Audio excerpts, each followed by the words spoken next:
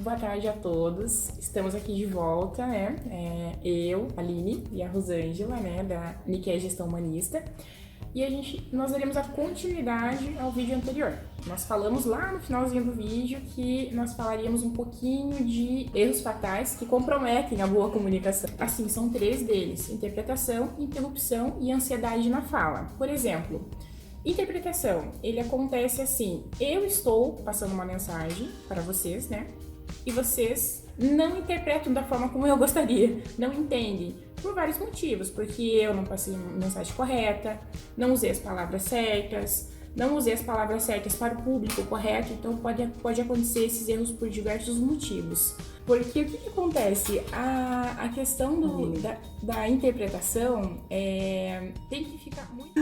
Esse é o segundo erro fatal aí, né, que compromete uma comunicação bem poderosa, que é a interrupção, né? E por que ela acontece? Além de atrapalhar, né, fazer com que a Aline, nesse caso, fiz com que a Aline perdesse a lógica do raciocínio, isso acontece realmente na prática. A interrupção muitas vezes acontece porque a gente não sabe praticar a escutativa.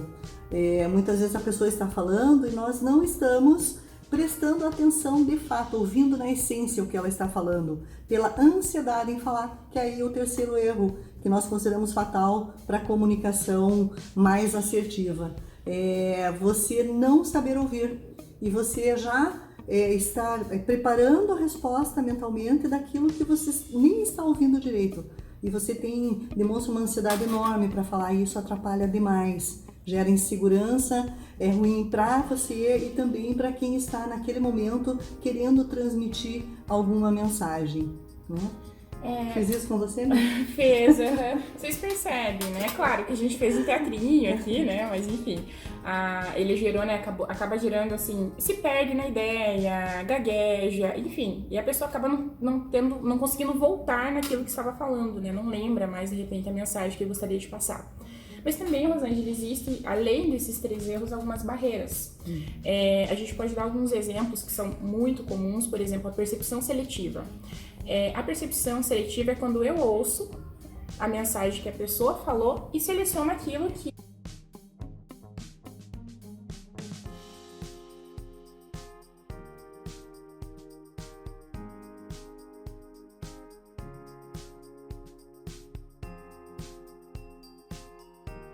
A percepção seletiva é quando eu ouço, mas eu realmente não ouço todas as informações que eu deveria ouvir. Eu só ouço aquilo que eu quero. Então, eu mesma faço uma seleção disso. As emoções também é uma barreira, porque as emoções, na verdade, ele atua em cima do sentimento de nervosismo. Então, às vezes eu não estou muito bem, eu não acordei muito bem, aconteceu alguma coisa, né, que naquele dia deixou eu um pouco mal-humorada, ou um pouco brava, ou um pouco triste. E isso vai influenciar na hora que eu estiver me comunicando com a outra pessoa, né?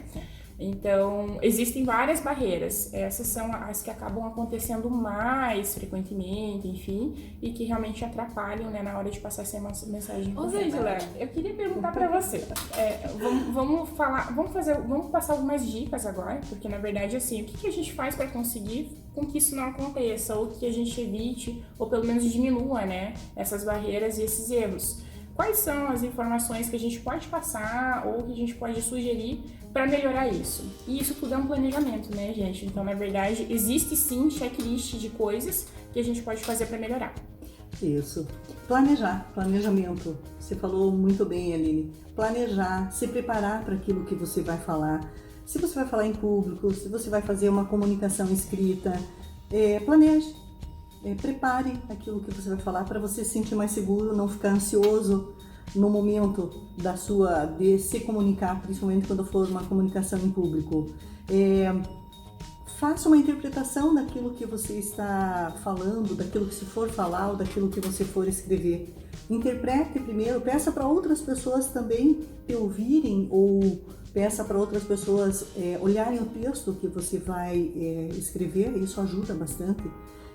Cuide com a comunicação escrita para você não usar muitas siglas, usar palavras que muitas vezes não combinam com a pessoa que vai receber a sua mensagem ou que possa ser de difícil interpretação por ela. Cuidar também de palavras estrangeiras, que está muito comum utilizar hoje na comunicação, principalmente na comunicação escrita, na falada também.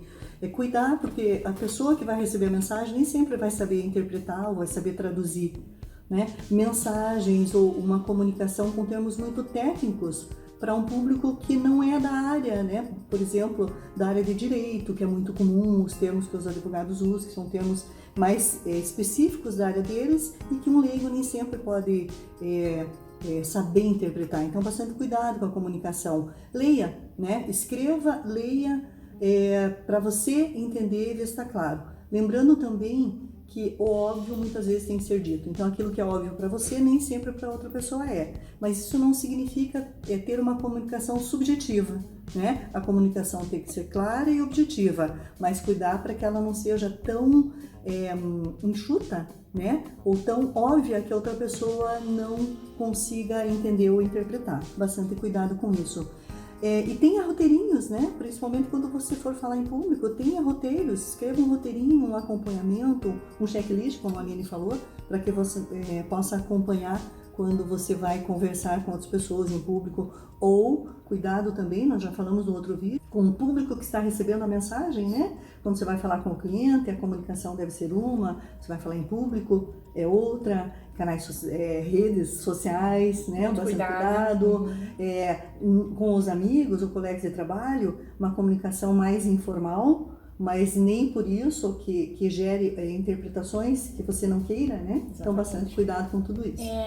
E levando em consideração, né, essas questões de comunicação, a gente traz agora para dentro das organizações. Então, Rosângela, existem várias formas, né, de comunicação dentro das empresas. Então, a gente tem alguns exemplos, como o mais famoso deles, né, que é o feedback, né? O feedback ele pode acontecer do líder, do gestor, né, para o colaborador, né, para a equipe, da equipe para o gestor, pode acontecer entre a equipe, né, porque você pode receber feedback do teu colega, né, ou dar um feedback para o seu colega. E é bem importante, assim, o tema feedback, justamente por conta do como fazer correto. Porque existem várias regras, né? Eu não vou entrar em detalhes agora, que a gente pode falar em outro vídeo, porque feedback merece um tempo maior. Mas, por exemplo, que seja um feedback assertivo, objetivo, com evidências, porque assim, você falar, por exemplo, Rosângela, eu vou te dar um feedback, né? Eu acho que você não está sendo muito comprometida. Tá, mas por que, Aline? Por que não? O que faz entender isso? O feedback ele tem que estimular a melhoria. Se eu falo isso pra você, automaticamente eu não tô te ajudando em nada, você só tá sabendo da informação, mas não sabe como melhorar. Então o importante Rosângela, você não está comprometida porque você tá chegando atrasada, você não está entregando, né, os projetos no prazo, em tal data, muitas vezes eu posso ter evidência de data sobre isso também. Então, não basta só falar o que, mas como, por que você não está sendo comprometida. E isso sim vai te ajudar, né, a melhorar no sentido, né, do feedback que eu falo. Além disso, o feedback tem que ter acompanhado de melhorias, né? Então, quando você passa o feedback para alguém, você aponta a situação, também os porquês que você está falando sobre isso, no caso, o comprometimento que você citou, e o que fazer para melhorar, né? Então, o feedback tem que vir acompanhado de sugestões de melhorias para a pessoa para quem você está falando, né? Portanto, isso. E nesse sentido, também, dentro das empresas, tem a questão, né, da comunicação via processos. Então, quando nós falamos de processos, a gente fala de processos de trabalho, instruções, fluxogramas de trabalho, enfim. E nesse sentido, o processo, ele melhora a comunicação. Por quê? Porque ao mesmo tempo que eu tenho uma instrução, um fluxo de trabalho bem escrito, eu consigo ter a mesma interpretação que a Rosângela, que vai estar vendo o mesmo fluxo. Então, isso facilita e muito o trabalho do dia a dia. Porque se eu não tiver, de repente, essa orientação de processo descrito, eu posso interpretar aquele trabalho a ser realizado de uma forma e você de outra. Então, a gente nunca vai conseguir trabalhar dentro de um padrão. E o padrão é muito importante dentro da organização para gerar esse melhor entendimento. Além disso, né, dentro da empresa, a gente também tem a comunicação interna, né, que é o endomarketing. O endomarketing nós falaremos um pouquinho mais no próximo vídeo. E também tem a comunicação para venda, que é diferente, porque o endomarketing ele vai trazer informações para os colaboradores, informações assim gerais do que todos precisam saber, enfim, internamente. E lá na venda eu preciso informar outras coisas. É uma comunicação mais comercial mesmo. E além disso, a gente também tem a comunicação para resolução do problema do cliente. Por exemplo, o saque. O saque, ele vem uma informação de fora do cliente, eu preciso dar uma tratativa, né, resolver esse problema, e eu vou gerar uma comunicação específica para essa resolução. Só que para tudo isso, Rosane, já tem que ter um planejamento. Porque não basta você sair fazendo a comunicação em todos os canais dentro da empresa, sem ao menos saber o que eu quero, qual que é o meu objetivo, quem que eu quero atingir, qual canal que eu vou usar. Por exemplo, por e-mail. Por e-mail, muitas vezes, não é útil 100% dependendo da empresa. Por quê? Porque a gente pode ter uma empresa mais simples, com operadores, né, operacionais, que não utilizam e-mail. Então, eu tenho que saber como é que é o canal mais fácil para eu fazer chegar essa informação a todos os colaboradores, né? Então, todos esses aspectos que a gente comentou, ele pode ser planejado dentro da empresa e deve ser planejado para ter realmente um resultado efetivo naquilo que eu espero quando eu fiz o meu planejamento, né? Sim, Aline, sempre quando você fala em melhoria de processos, trabalhar fluxogramas, tudo que você faz na empresa, quer seja trabalhar processos, produtividade, tudo envolve comunicação, né? Eu não consigo somente trabalhar processos sem envolver as pessoas, sem as pessoas estarem envolvidas. E tudo isso envolve a comunicação entre as pessoas. E aí a importância do endomarketing, né? De nada resolve nós trabalharmos efetivamente processos se isso não for bem comunicado para todos. E não tiver uma participação efetiva da equipe, do grupo, nessas melhorias, né? Que a gente tenta fazer dentro das empresas.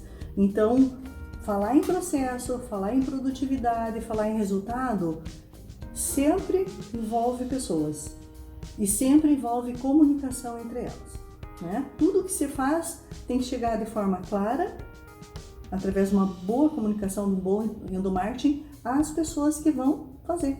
Exato. Acontecer. Mas assim, pra gente não falar desse assunto, né, hoje, porque senão, igual eu falei, tanto feedback quanto endomarketing são dois assuntos que merecem, né, um vídeo específico deles. Então, para isso, a gente vai convidar vocês para o próximo vídeo, né? O nosso próximo vídeo vai entrar um pouquinho mais em como fazer uma organização dentro do marketing, como resolver, né? Quais informações que eu preciso colocar, né? Nesse planejamento, enfim. E aí, a gente aguarda vocês. Espero que vocês possam estar nos assistindo, né? No próximo vídeo. E eu espero que vocês, por favor, visitem as nossas páginas, nossos vídeos estão lá no nosso site, né, no nosso Facebook. Então, aqui embaixo a gente vai ter, né, o endereço, aí vocês podem curtir lá e acompanhar a gente pelas redes sociais. Pessoal, obrigada mais uma vez, contamos com vocês no nosso próximo vídeo e não esqueçam de curtir as páginas da Nickel. Obrigada. Um abraço.